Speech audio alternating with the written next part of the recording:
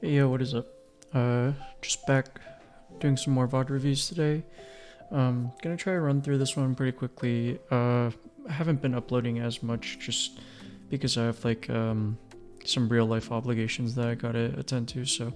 But hopefully I'll be able to start picking things back up because I'll be attending the regionals in Maryland in I think 2 or 3 weeks. I forget exactly when. Um, where I will be bringing GP, so I'm going to be doing my best to try and prepare for that.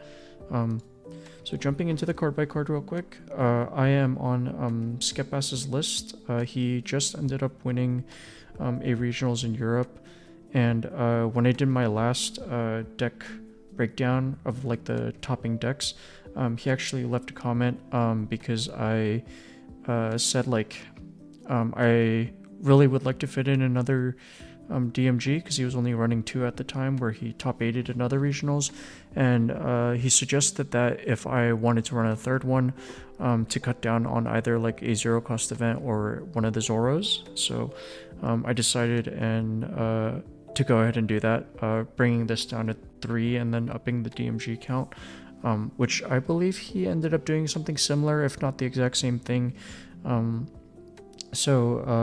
That was kind of cool to see. But anyways, going into the card by card, I am on 4 of the green Nami Searcher, 3 of the Rest Soros, 4 of the new Nami Searchers. So doing the search count up to 8 for the 5 card searchers. 4 Usohachi, 4 Zorojuro, 4 Sanji Pudding, 3 Rush Luffy, 4 Sanji 2K, 2 Luffy Taro, 3 DMG, 2 zero costs to offset only running 8 2Ks, cutting down to 2 event searchers to make a little bit more space, 4 Gum Gum Giants, 3 Bagua, and 4 Stage. So jumping into game 1 against Bonney, I guess been doing a little clickbait and titling this like high ranked ladder.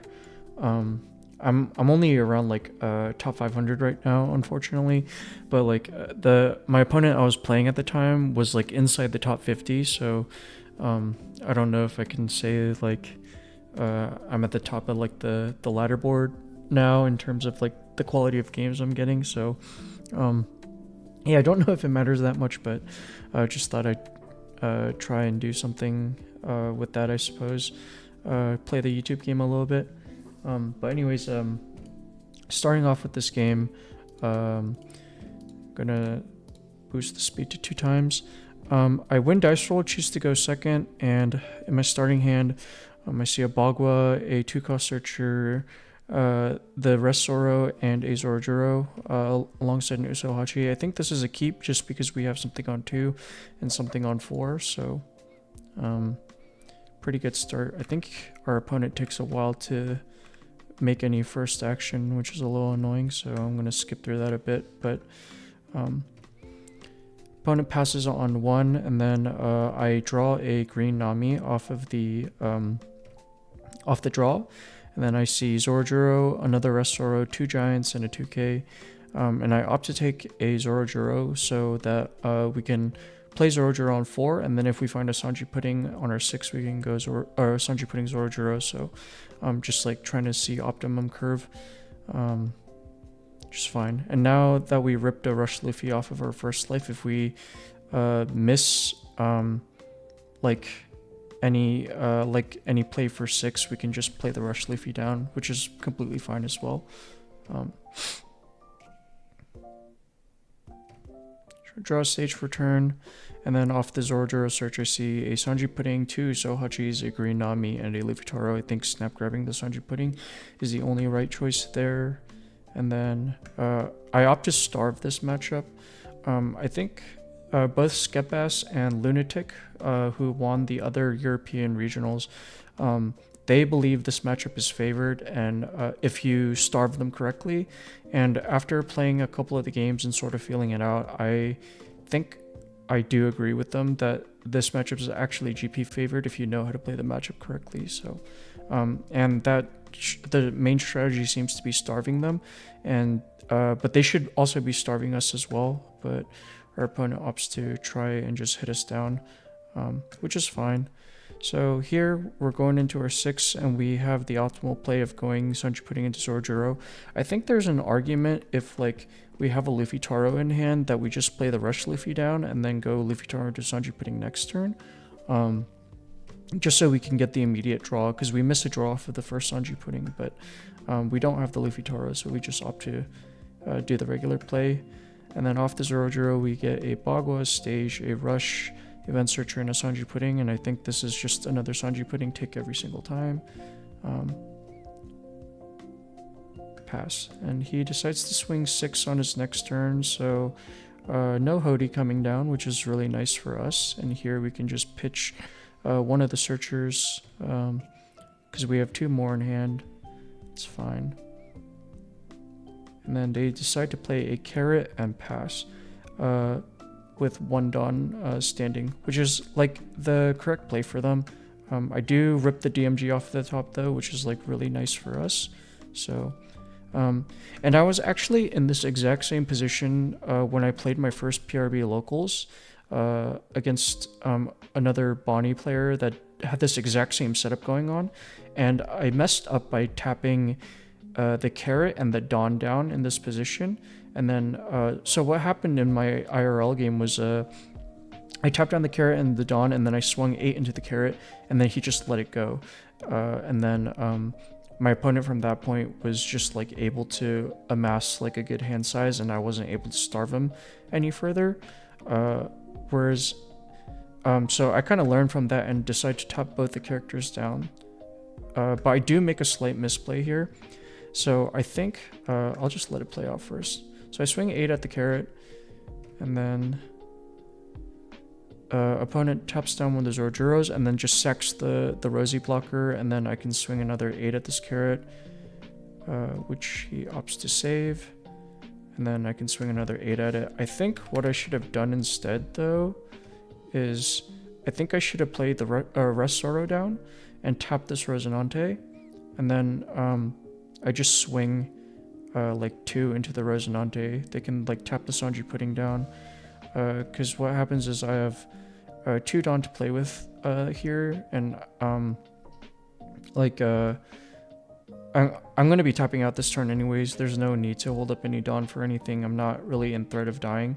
So the Nami clears the Rosinante.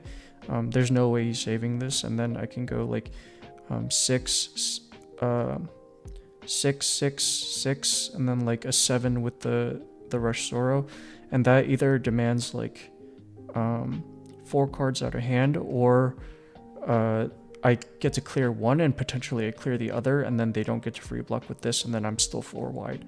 So I think that's just a tiny optimization I could have done in this position, which I think would have been the better line, but this still sort of ends up working out for us anyways. We get to like rip a ton of cards out of their hand and get rid of this Carrot, and then we just cycle out the stage here. They decide to play a Hody, and they try going for the Zorojuro, swings 8 into it, and then an 8 into this last one, which I think there's an argument to actually save this here so that it can, so I get an extra swing, because I end up letting this go, and now only the Sanji Pudding gets to swing this turn. You can see me thinking about it, but yeah, and then I have to build back boards, so I only get rid of this Cavendish really, and then I am a little afraid right now of the Hody, so I decide to leave some Dawn up, which I mean, I guess this doesn't really play, like, if he has another Hody here, then this doesn't really do anything, so maybe I could have used one more Dawn to swing a little bit higher, just in case they decide to counter out for the Cavendish. But opponent searches, plays another Cavendish, swings 8, which I opt to take, which in all honesty I probably could have like Bogwood, but I was thinking they were going to turn this Hody sideways as well, but they don't. Luckily I have another DMG that I rip, and I can just rest down the Hody and the Cavendish. I swing 8 into the Cavendish, and then our opponent just scoops there. Because looking at their hand, like, what I could have done was, like, I go 8 into the Cavendish, he has to let it go, he rests down a Sanji Pudding, then I go 2 to clear the Searcher. Obviously, they're not going to save it. Then I can attach 3 to a Sanji Pudding, swing at the Hody Jones. They have to let that go as well. And after I leader ability, I believe I have 6 Dawn up left, so I can play this third Sanji Pudding. It draws me into a giant, and I can poke once at their leader. And then they can, like, use Dofi to freeze 3 things, but I'll still have 2 things I can attack with, and then I can set up this Rush Luffy as well, and just, like, poke them once a turn, just so they don't get to amass a hand size, and then if they ever turn the Dofi sideways, I can just jam big into it, and then the rest of the swings can slowly start chipping away at the Bonney without, the Bonney leader, without giving them too many resources to, like, effectively fight back. I think one way you can sort of, like, mess up that interaction, though, is, like, if they, like, have a kid and then you just like, earlier, like, because I obviously don't know what's in their hand, but if they have, like, a kid and then we just, like, rush them down and put them down to 0, then they get, like, 9 cards after the draw, and then they can just play the kid and then, like, potentially protect it. I mean, they're still in a pretty bad position here, but like, I guess that's, like, one way they can possibly claw back from this situation. Or they just start, like, Dofi chaining me without while clearing, like, a body. But I have a Bagua. I would have ripped a Gum Giant off the top with third Sanji Pudding I played, so I think I would have been pretty safe. So opponent decides to scoop there. A little premature, but you know, it is what it is. Going on to game 2. So this is against a blue-yellow Nami. Typing a little bit in sim chat because this is actually my testing partner and my friend, and we just ran into each other in ladder somehow, and so that was kind of cool. But we're pretty familiar with this matchup. I think he beats me most times on it, to be honest, because he likes to spam out Pudding. But we'll just kind of see. I start with the stage to draw 1 and then get this ready to protect the Sanji Pudding. I think, in all honesty, it's probably better to start with the Searcher here, but I don't think it makes a huge difference. He just smashes 8, and then luckily I rip this Bagua trigger, which I do decide to take so I can play the Sanji Pudding a turn early. So play the Sanji Pudding, I leader ability, and I choose not to ramp with the Sanji Pudding, which is very important, because then I can stage. If I ramp to 4 here, then there's a chance that he is able to Zeus or Nojiko, and then I probably just lose from that point. And then here I make my first mistake of the game. I swing 7, which is fine, but then I decide to tap out and play this other stage, whereas I should have left that Dawn standing for the DMG, I think.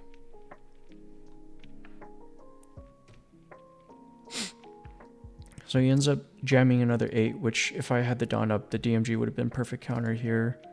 But I decided to just take, and he plays a Hiyori, and most likely I'm thinking, like, this is like a Kikunojo or something that he put in life. So I start off with the search, grab the second Sanji Pudding, and now we face a dilemma because I don't really have a good way to dump any cards in my hand. And now, like, I'm just bracing for the pudding that's about to come. So I'm trying to make, like, this swing as efficient as I can. So I just swing 7 with the leader here. And I think in this matchup, you don't have to go as wide. I think swinging like 7 9s are, like, the best numbers, because it forces them to dump cards anyways. So you dump 2 cards there, and then if I swing a 9 and he wants to protect again, he has to dump another 2 cards. Which, arguably, this should have been maybe a 10, because the only counter events like I have here are 1 cost, but I actually end up getting saved by not doing that. I guess like leaving 2 up here is not bad because I do get puddinged, and I get puddinged into like a super atrocious hand. But me leaving 2 up, like now I have a Bagua that I can play with at least. But like I'm thinking like, oh shit, I'm in such a bad position right now.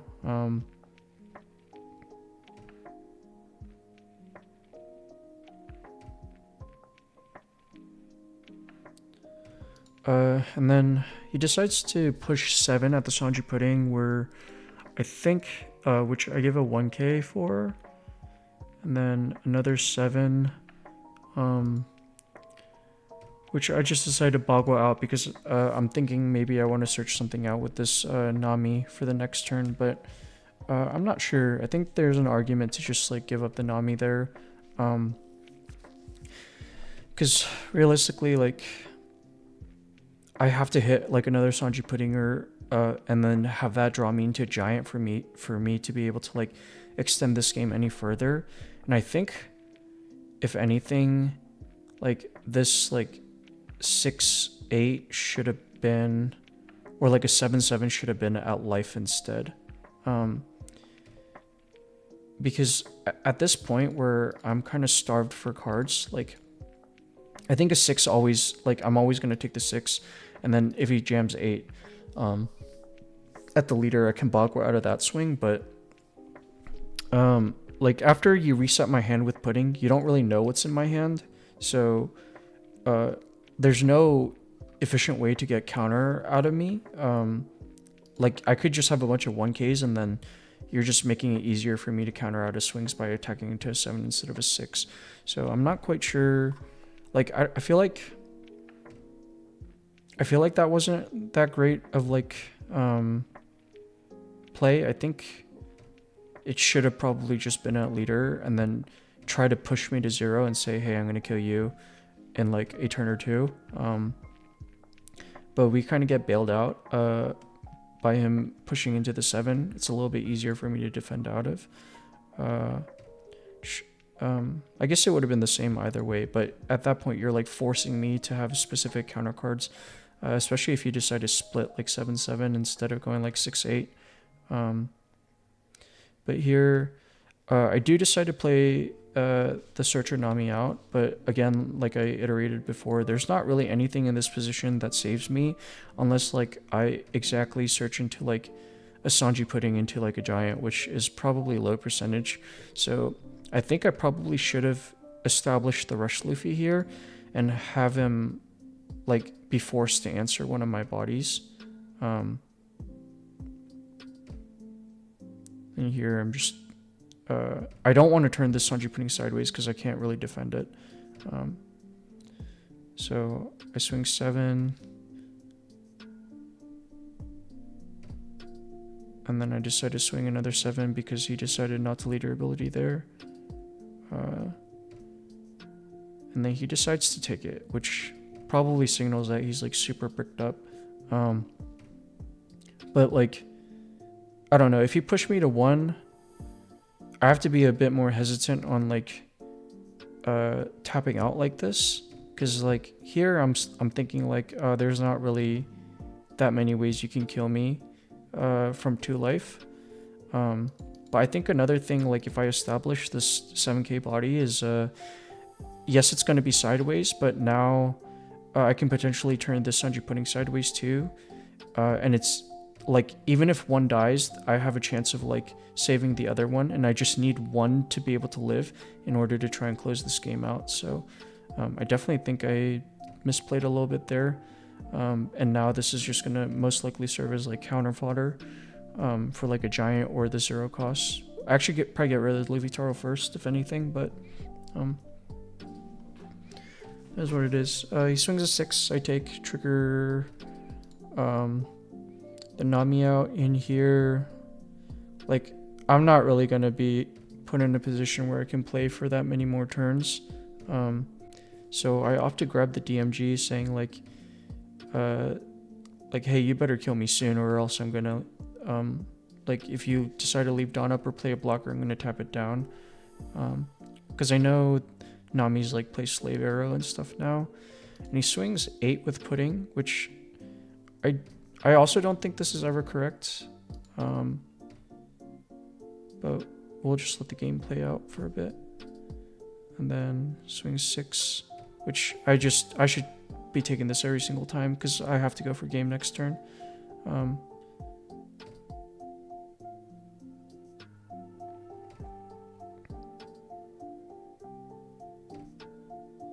But I think playing this Marco out doesn't really do anything on its own because you know I searched the DMG there.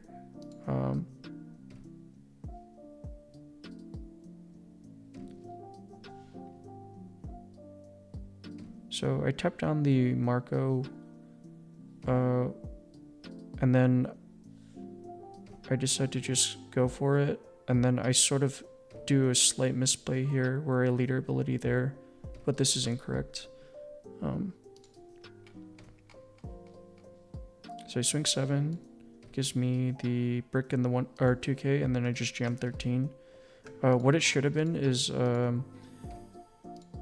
from this position I should have swung 9 with the Sanji pudding first, and then that way I can leader ability and Dawn minus from the Sanji pudding and 1 here, so I can get another 2 back instead of getting only like 1 back here. And then I think I wrote it down somewhere.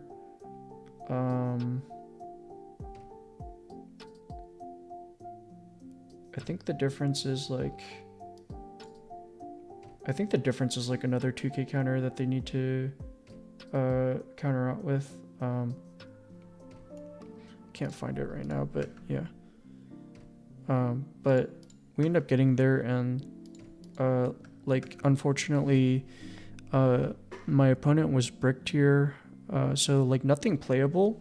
But I think in these situations there's like a couple things that are better than just playing the Marco and tapping out here.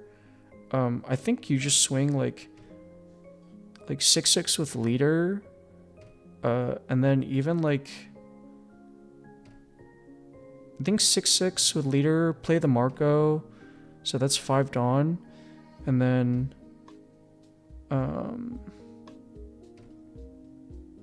or you can even swing like 6-8, play the Marco, and then float 2 Dawn, because then like that kind of like you can bluff a little bit here, and then I'll have to like either like DMG the 2 Dawn or DMG the 2 Dawn, and then also play the Usohachi to tap down this blocker, which like if I don't have the exact like Usohachi DMG combo, then I have to just pray that you're actually bluffing and you're bricked.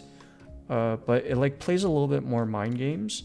If you leave the 2 Dawn up and then the Marco, then also like it also could force me to be like play DMG, tap the 2 Dawn, play Usohachi, and then I can swing like way less. And I think that only lets me swing like 7-13, which I think the amount of 2Ks that you have to pitch like drastically get reduced, because like at that point, if you actually have Slave Arrow, I lose every single time, but I don't know that you don't have it, so it forces me to respect that line. Whereas like just playing this blocker down and tapping out like this, I think, especially when you saw me search the DMG, I think is very, like, this was a very greedy play. Whereas I think in other scenarios where you actually do have counter, like floating the 2 Dawn there and bluffing, saying I'm playing around DMG and then having the Marco as a blocker, even if you don't have Slave Arrow and you just have natural counter, is like way better. But those are just like minor things, I think. I had the actual math written down, but I can't find it now. So, but yeah, that is it for today. Yeah, thanks for watching. See ya.